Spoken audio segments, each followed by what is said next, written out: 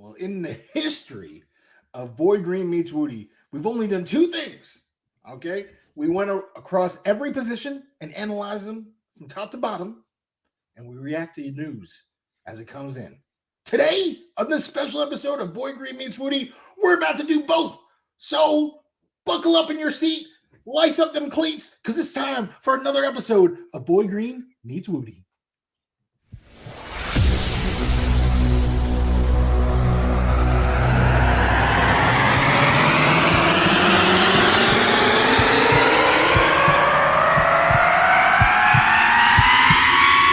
Zoinks! It is unequivocally the Super Bowl for New York Jet fans. Field Yates, baby. Field Gosh darn Yates. Let's bring him on the show. Come on, people. Connor Rogers is joining the show. What's up, Connor?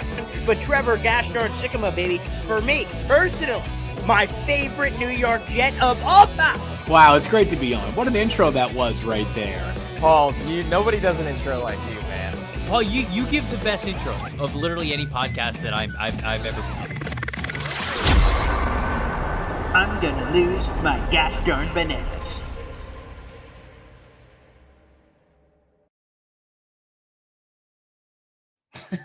Welcome. It's Boy Green Meets Woody. All right, let's go. I'm hyped today. All right. We're gonna talk about why I'm hyped. But right now, it's me, James Woody. Boy Green, how are you doing today?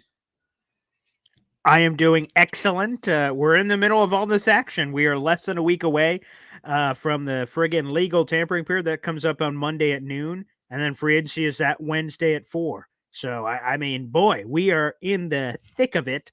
And I love this from Hawk on our YouTube channel. He says, in my best Stewie Griffin voice, yes, bring in the fat man, which is perhaps what we could be doing today, because that is the urging. It is in the YouTube description down below for everybody. There is a massive amount of support from insiders, fans, media people for the Jets to bring back a former team captain.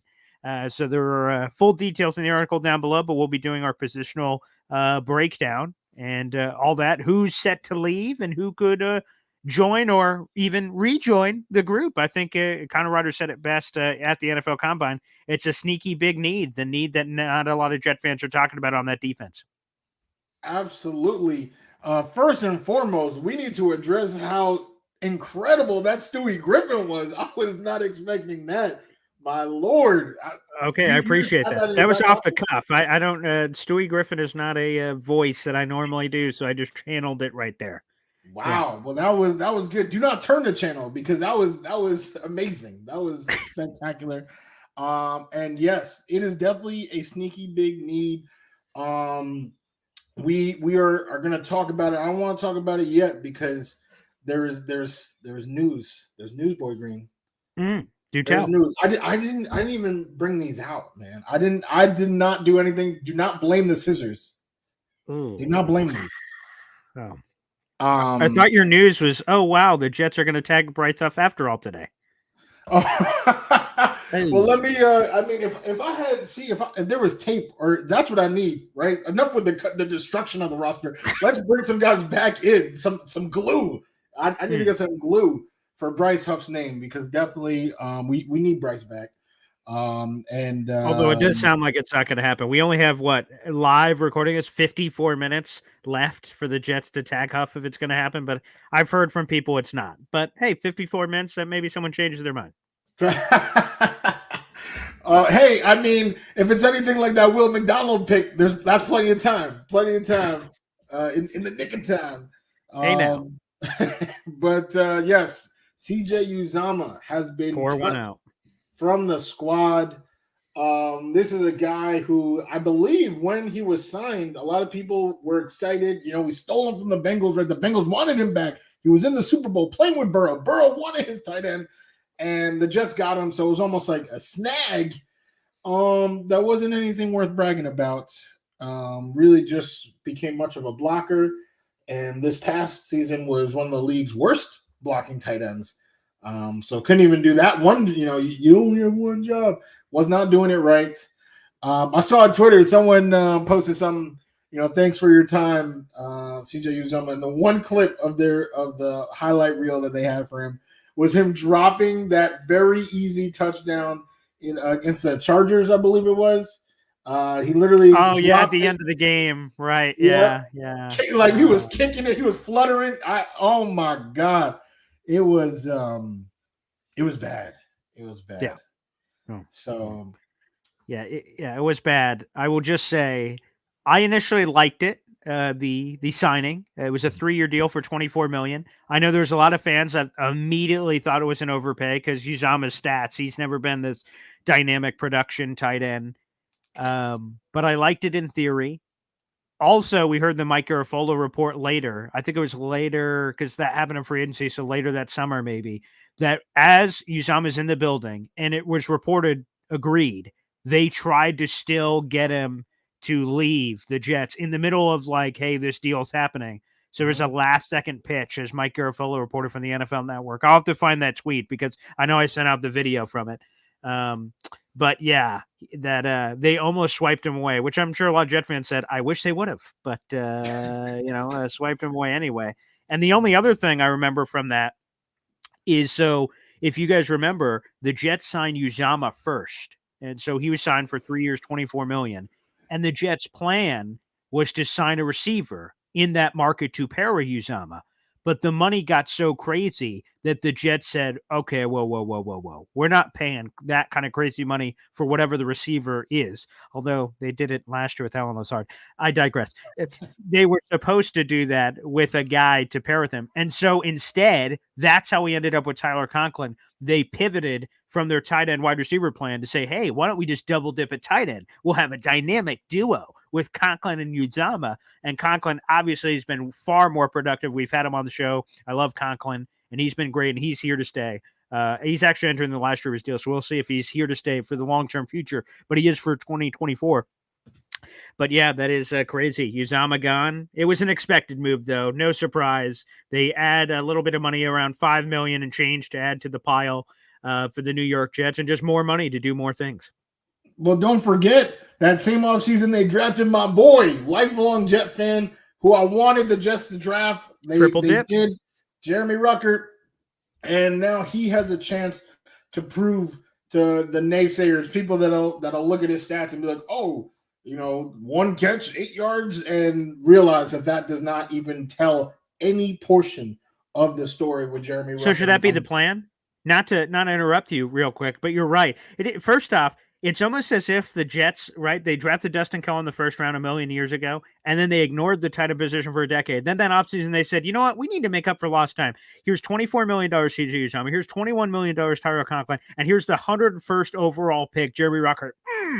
There we go. Look, Jet fans, you said we didn't get a tight end for you. Here's 3. Boop, boop, boop. And then threw it all out there. So that's kind of funny. But number 2, I ask you this because I saw Zach Rosenblatt tweeted out almost like an open question. What do the Jets do at tight end? Do they just kind of promote from within? You have Conklin, you have Jeremy Ruckert, you have Kenny Yeboah, you have Zach Kuntz. So you have a bunch of kind of guys. You could have kind of tight end 1, 2, Ruckert, Conklin, and then that could probably be your mix. You could probably enter the season with that. Or there's been the floating of Brock Bowers. There's been the floating of, do you go get some other guy? There's a lot of names. Hunter Henry's, Gerald Edwards. We did that episode before, Fance and everybody else. So your gut is telling you, all right, Uzomah, see you later. Ruckert, you've just risen on the depth chart. It's 1, 2. Boop, boop. Conklin, Ruckert, is that your plan? Absolutely. I mean, so far, Joe Douglas has been watching Boy Green Meets Wudi. All right, just like all these people in the comments talking about, what is this, Dirt Man right here talking about Greenator and Woodman. All right, Joe Douglas is out here. He's believing the hype because he is making moves in complete tandem to my suggestions. I said, cut CJ Uzomah, roll with Conklin and Ruckert, and that's what's happening. We saw these scissors for the offensive line discussion, and Elijah Vera Tucker seems like Elijah Vera tackle seems like that's what's happening. So far, we are in sync. Tearing up my heart when I'm with you. I think it is some in sync right here between myself and the Just Front office, which is what we need. It's what we need right now. So yes, I am 100%. Please, if I had a stamp on it, Tyler Conklin, Jeremy Ruckert. They are a tremendous tandem. When you go down the line and you talk about someone like Kenny Yeboah and Zach Kuntz, great measurables. Zach Kuntz, we're gonna have the greatest combine of any tight end ever. That's so true. Get him, on a field with Rodgers, and maybe he can develop some football skills to go with that athleticism. I'm less confident than you and Ruckert. I'll just come out and say it. I've seen the splashes. Have we seen there's been a couple of blocks where I'm trying to remember the game. It might have been Washington where Breece Hall breaks it down the left hash, and there was a nasty Jeremy Ruckert block, who, again, I've advocated for him to kind of be that quasi fullback. I think when you look at some of the Ohio State film of the blocking, man, it's weird that they haven't been using him more. But so there's been splash like that, and every once in a while a crazy one-handed catch, oh, hey now, is that almost Chris Herndon flashes? Hey, look at that guy. He could be something, But on the same token, I'm kind of like the Jet fan thing and everything makes us want to soup him up even more. But he's shown absolutely nothing over the first 2 years. And whether that's now the fairness of that is injuries. Obviously, he came in with that plantar fasciitis for the Senior Bowl, and his whole first season was kind of a wash. And then obviously he's buried on the depth chart with Conklin Uzomah. And then the Rodgers injury thing happened. So you probably don't even fully maximize whatever the tight end position would have been. So we haven't seen anything over the first 2 years, which, by the way, we're already halfway through his rookie contract. He has 2 years left, and Conklin's set to be a free agent after this year. But my only concern is we haven't seen Diddley, but maybe he gets his chance this year. Because I think this group, as constructed, again, Conklin, Ruckert, Yeboah / Kuntz, there's going to be 3 at least that make the roster. Maybe it's all 4, maybe, if this is how it's kept. You could probably roll into that group, and I'm like, all right, that's not bad. That's fine. I don't think it's the best tight end group in the NFL. I don't think it's the worst. I think, okay, Conklin, I think, is a really solid starter, and Ruckert has upside. So I'm kind of interested. But I'm not as high, I don't think, on Ruckert as other people. So I won't go too back and forth, but I'll say it's good. I would say that's the second best tight end group in the AFC East behind the Bills. Yeah. Oh, yeah. Because obviously Kincaid was pretty good, and Knox has a lot of money, but he was kind of hurt. But yeah. Yeah. So pretty good. I know we're going off track here, but I just real quick though. Yeah. Yes. So we had that news, right? We also have I'll just address it, right? Because we were all talking about receivers and stuff like that. Mike Evans tagged, right? Well, he's resigns. Oh yeah, sorry, not yes, re-signed 2 years, $52 million. That's a large chunk of change that I did not think Joe Douglas was going to spend on his on a receiver. So that's why I didn't think he was coming. And here's this 40 seconds ago. The Colts officially announced they've placed the franchise tag on Michael Pittman. So he gets removed from the market. T. Higgins already had the tag placed on him. He was removed from the market. So again, in the middle of the show, we may have breaking news on that front because we have less than 45 minutes before the tag window closes. Once that window closes, it's over. You no longer have an opportunity to tag some of these players. So we may have some news on that, obviously, in the middle of the show. But that one just came in on Pittman Jr., the Colts wide receiver. Yes. So let's talk about the main reason why we're here. All right, we are here to tackle the defensive tackle position, the interior defensive line. That sneaky big need, as Boy Green said. We lost a bunch.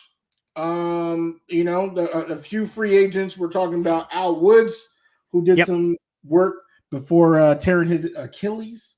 Mm-hmm. We're talking about Quentin Jefferson, the big boy. Solly Thomas. Right. He showed his personality on Hard Knocks. So it's really, big Quinnen. And just as I'm saying his name right now, Quinnen Williams, I am remembering I was supposed to wear his jersey for this episode. He's my favorite Jet. But that's the one legacy white jersey I got was the Quinnen one. But I have a few. Very nice. Yeah, no, they are. I gotta get a Breece one, but they're out of stock. Well, anyway. Get ready because obviously we're getting the new version, right? We're only getting, and this is the NFL offseason being so quick. We have their new versions that's coming out in 3 weeks or something. So yeah. Yes. So I'll definitely be copping more, but right now it's Quinnen, and that's pretty much just like how my closet, the only legacy white is Quinnen. You look at the defensive tackle room, the only one is really Quinnen. There's my boy. Tenzel Smart, charcuterie board. He's in there.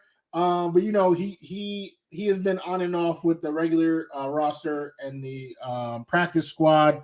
A couple other practice squad guys in there. But we need some actual starters, reliable talent at the position, and that leads us into Foley, the former captain. Like what Boy Green was saying, Foley Fatukasi has been cut by the Jaguars. Are the Jaguars about to just rebuild this entire New York Jets team? Are they about to give us Quincy Williams, Foley Fatukasi? Are they about to give us Calvin Ridley? Are they about to give us Calvin Ridley? Another cap casualty that I read for the Jaguars might be former Pro Bowl guard Brandon Scherf. Is that someone that was he cut? He's no.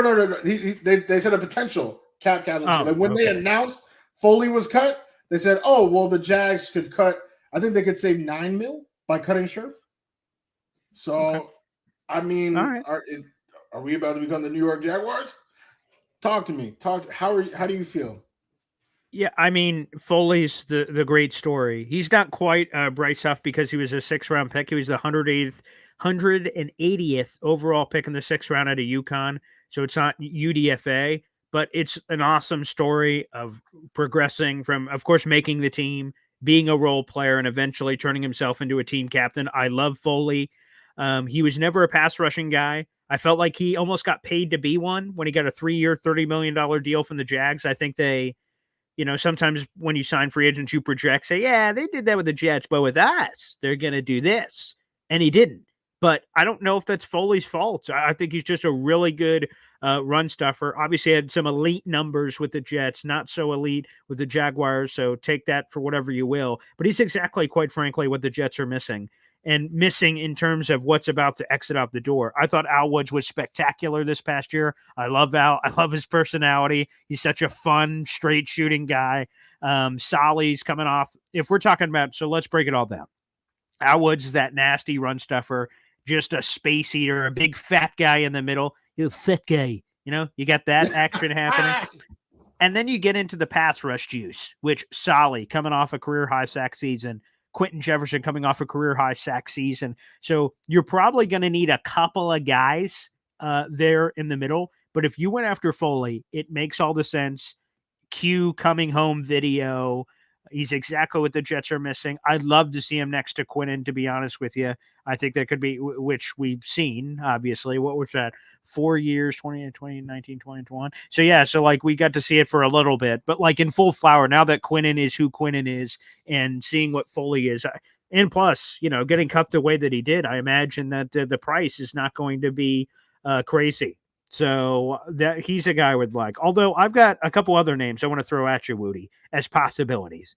And there are a lot of names I like in the veteran defensive tackle market. What if this guy doesn't retire? And the Jets showed interest in him before. Fletcher Cox is a guy that I would be all over. The Jets were all over him before. He ends up going to the Eagles last second. He explains on that Green Light podcast, I think it was with Chris Long, that he was this close because of how close he is with Joe Douglas and, Rodgers and all this different stuff he wanted to do. Fletcher Cox, that's Quinnen Williams' idol. He said when he was growing up, that's the tape that he watched. So to pair those two together could be nasty. And then the other one the Jets missed out on, it's like the almost Jets, and then who they could get this time, Calais Campbell. That's a big bastard, 6'8", Sasquatch-looking mother trucker. He's a guy that would be amazing next to Quinnen. He looked really good for the Falcons. I would have loved to have him this past year. The silver lining was once the Jets missed out on Calais Campbell, they got Q-Jeff. They got Al Woods, and those guys did wonderful in their roles. But if they have to pivot, man, there's just a lot of great names out there that are 1-year ring-chasing guys that jump on for the ride, toot, get 5, 6, 7 million, whatever the number looks like for an interior defensive line guy. Maybe it's even a little cheaper for Foley. And let's ride, baby. Let's bring that unit together. I think if they walked away with any of those three or a combination of the three, I'm thrilled. I'm over the top. Yeah, I mean, Campbell definitely looked good in Atlanta. You want to talk about his sacks, right? What he was able to accomplish. I get nervous. I do get a tad nervous.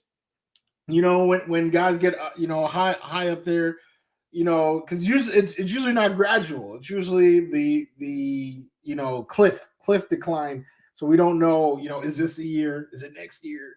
We don't know. I definitely would have more confidence in Calais Campbell than Fletcher Cox going into 2024. But both would be good.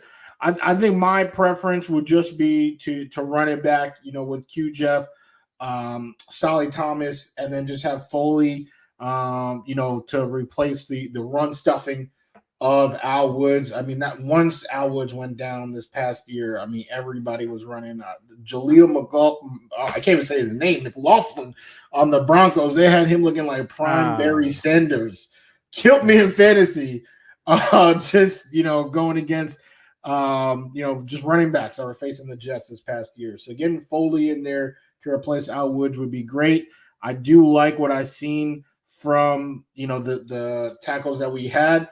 But if, people price out, we're talking about two people that just had career high in sacks, and they, are looking for more money, they price out, then yeah, taking I do like both of the names you said, taking a flyer on a vet, who's hungry. Another benefit of going the vet route is that it's not long-term, right? Next year, they can be freed up, that's money freed up to try to, run at this again. So, I'll trust them on that. I always say I really think that the defensive side of the ball, Robert Saleh and Ulbrich have already shown that they know how to work personnel on that side. So if they want to go the vet route, all right, I trust them. If they want to bring them back, all right, I trust them.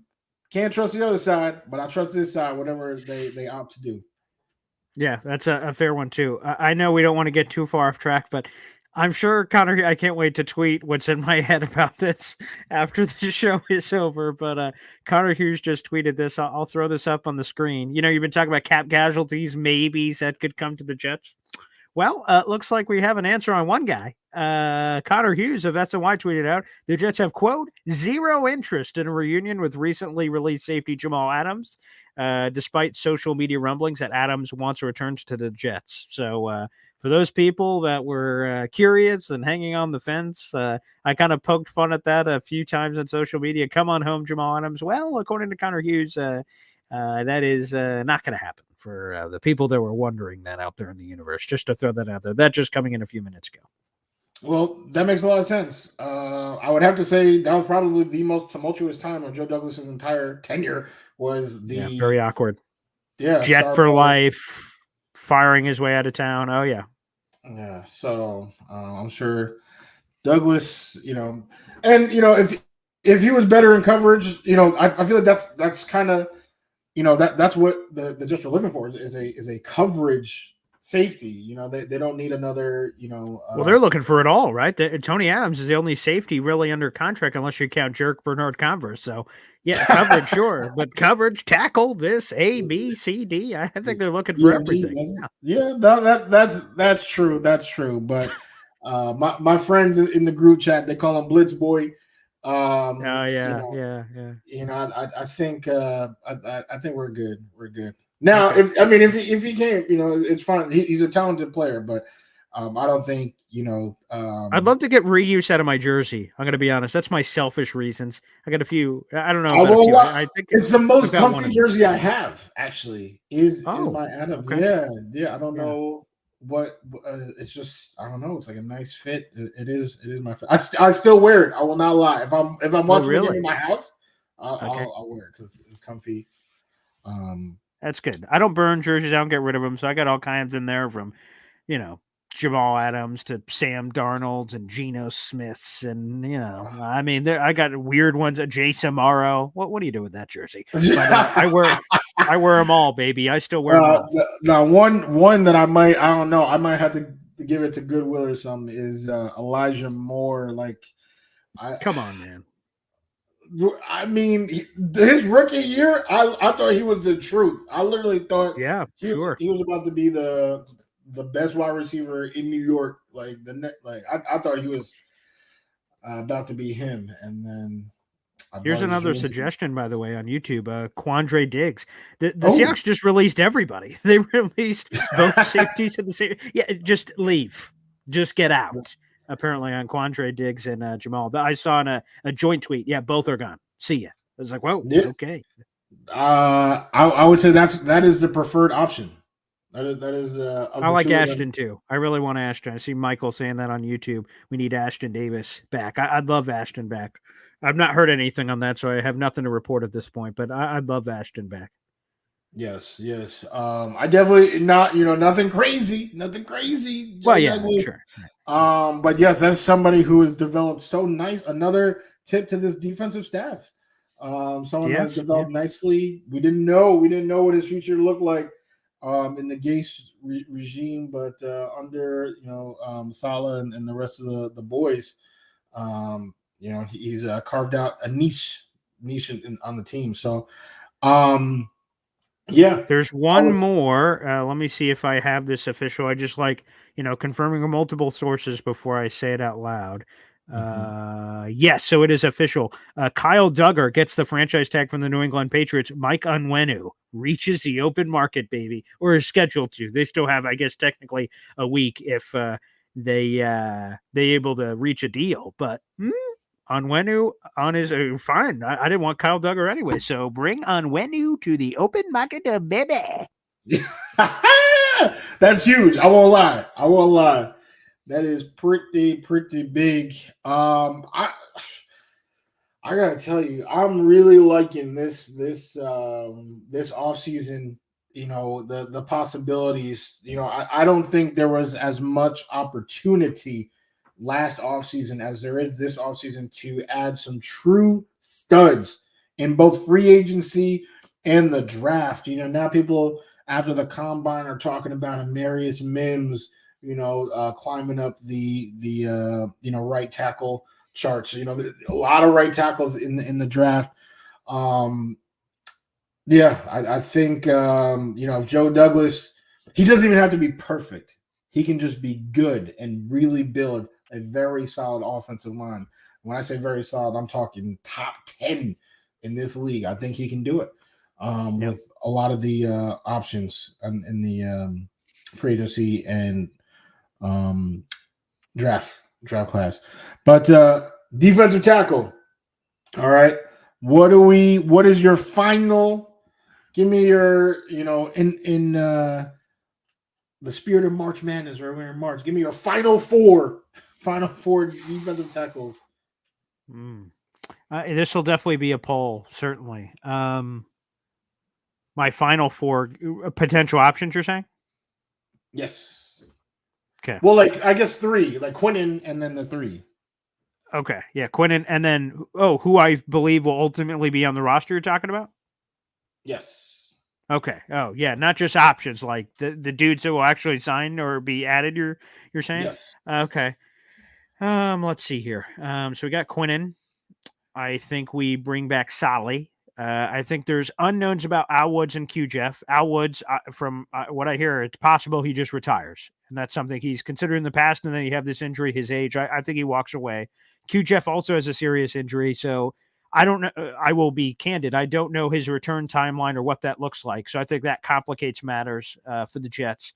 So then I think you have Quinnen. I think you bring back. So let me just reset because there's a lot of Qs. You have Quinnen Williams. That's one. You have Solomon Thomas. That's two. I have the Jets grabbing Calais Campbell. That's three. And I believe the fourth, or however you interpret that, I believe they use a day 3 pick on a guy for the future, because the two guys we're talking about in veteran Campbell is a 1-year deal, and then he's probably gone. And then Saleh, maybe it's a 2-year deal, but it's really a 1-year deal. You know what I'm talking about? So still the future of it with a guy next to Quinnen is lost. I think that could be a day 3 pick. Wow. I think that's actually my dream scenario. Oh, okay. Yeah. For the reasons that you said. And, I've just seen this regime. I think we've said a couple times now, I would love the first few picks to be offense, right? You take the best prospects that, Hackett doesn't have to try to do too much with. And then the later ones, we've already seen Michael Carter II. We've already seen Bryce Huff. We've already seen all these people's trash become a New York Jets treasure. So let's keep on. Let's keep doing it. Let's keep doing it. Tony Adams, Jamie and Sherwood. They keep turning these guys into starters. So, yes, I am right there with you with the day 3 pick for this position.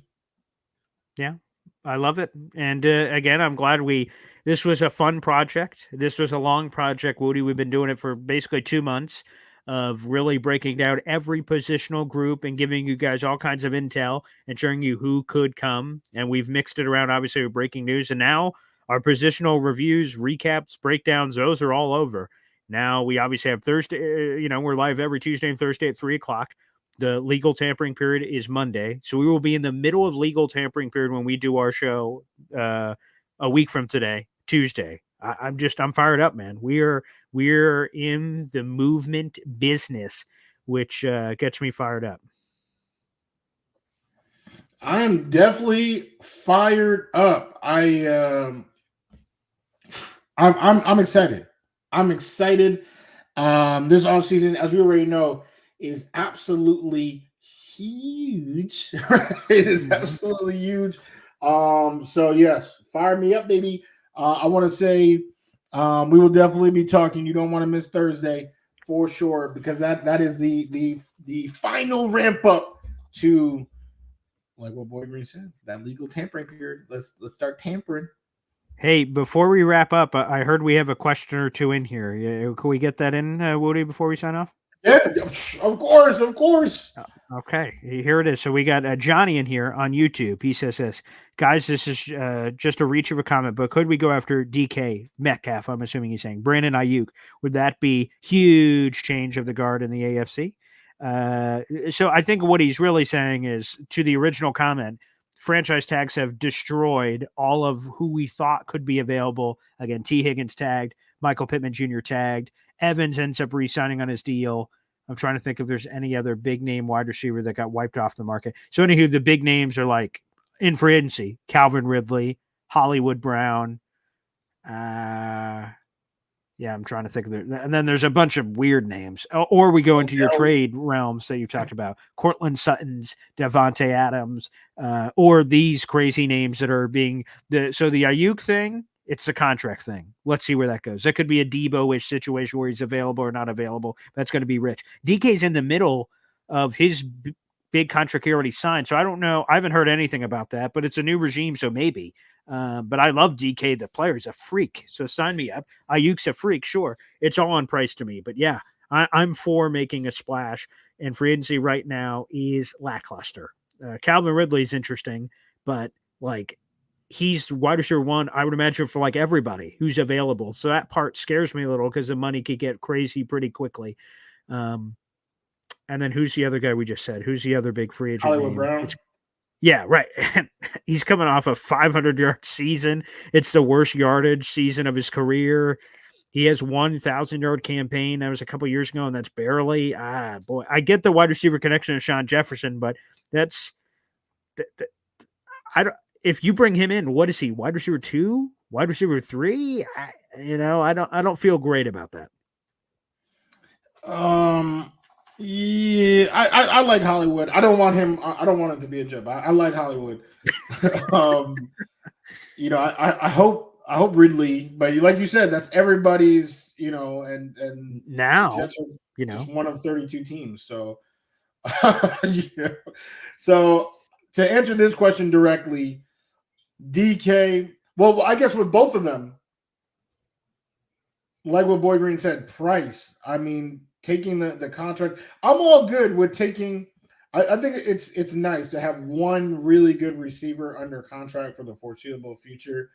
I would probably prefer that receiver is Garrett Wilson, but we don't know. We don't know like what that negotiation is going to look like, and it's messed up because it's a lot of negotiations at one time. That's what happened. That's the curse of having such a good draft, is all these people's contracts are up at the same time. So Garrett's, and you're going to have to If you can pay all of them, that's great. If you have to pick and choose, you have to pick and choose. So securing somebody like Brandon Ayuk, for a long period of time is something that sounds very nice. I think Ayuk is probably my pick to be the better of these two receivers, just all around as a receiver, route running and all that. So it would be nice, but there's do not trade away any of these 2024. I mean, if it's like a fourth round, sure, but do not. You better keep that first rounder. That's all I gotta say. Keep that first rounder. Do not give. I personally would not give that first round up for Devontae Adams. I wouldn't. We need that first round pick. Yeah, that's the part I fear is this. If the Jets miss out on their guys, was Mike Evans on their list? Probably. Any sane person probably had them on their list, or whoever. I don't know how they have their free agency board stacked, but if you miss out on your guys, let's say you had Evans or Ridley or this guy, and then all those guys sign elsewhere, then you're like, now what? That's where I think with this all-in nature and pressure that the Jets could go, hey, Raiders, I know you said you weren't interested, but we're not leaving without Devontae. And then it gets like frisky, you know what I mean? Like, it's like, hey, no. Raiders, we're not asking, give us Devontae Adams right now. And then you figure out like the price. And that's where, when you have that kind of conviction, it gets because like the Raiders like, oh, we can bend these guys over the barrel. Yeah, we'll take a kerfluffle, pal. We'll take 20 kerfluffles. And then it's like this unbelievable package. That's where we get crazy. To me, I think a 2025-2 is like the height of my powers combined with something maybe. If we get to the first, I want I am as optimistic as they come, and I believe the Jets are going to compete for a Super Bowl this season, AFC East and everything else. But if Rodgers gets hurt again, you need to keep the 2025 first in your back pocket for the quarterback option. You need, because if the Jets season falls out, you have to have the trapdoor of, we have the top 5 pick or whatever this horrible season turned into. There would be nothing worse than trading that for Devontae Adams. The season collapses, and we watch somebody else take who I don't know what the quarterback class is next year. I'm just speaking, you know what I mean? But yeah, of course, that would be a little rich for me for Devontae. Completely agree. Even if it works out great, I would still like to take the successor next year, maybe with that first round pick. All right. Jordan Love was a late first round pick. Lamar Jackson, late first round pick. These guys look great right now. I would say either way, whether, top 5 pick or the 32nd overall pick, because the Jets have won the Super Bowl, I need that first round pick to draft the successor to sit behind Aaron and watch him try to do it again. Yeah, by the way, right now, again, we still have 20 minutes or so left in the tag period, but there have been 7 players that have been tagged so far, and here are the players, just in case some of you have missed them. Indianapolis Colts tagged Michael Pittman. The Buccaneers tagged Antoine Winfield. The Jaguars tagged Josh Allen, the pass rusher. Bears tagged cornerback Jalen Johnson. The Ravens have tagged defensive tackle Justin Madubuike.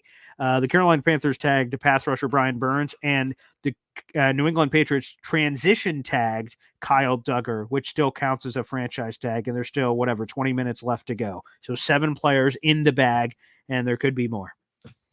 Yes, and be on the lookout for those cuts, right? We're talking about Quandre Diggs, just released to the open market. There's so many other guys that are ripe for the taking. I'm telling you right now, if the Jaguars cut Brandon Scherff, I will call him myself. My cell phone's right here. I will call him. All right, try to get him on this line. That is a tremendous asset for the squad. So cap casualties. We've seen who is tagged. So now guys like Onwenu hit the open market.